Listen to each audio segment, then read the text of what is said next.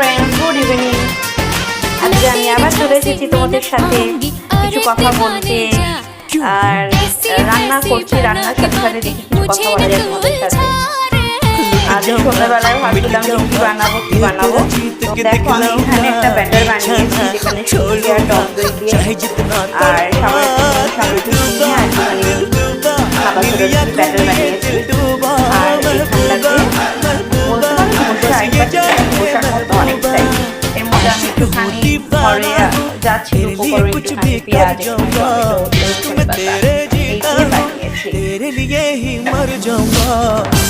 বাচ্চাদের প্রতিদিন খাবারে যদি একই খাবার দিতে লাগে রুটি তরকারি, ওদেরও তো ভালো লাগে না, ভেঙে যাচ্ছে। যদিও বা এটা তো সুজি দিয়ে করেছি, যেন সাইডগুলো ভেঙে যাচ্ছে।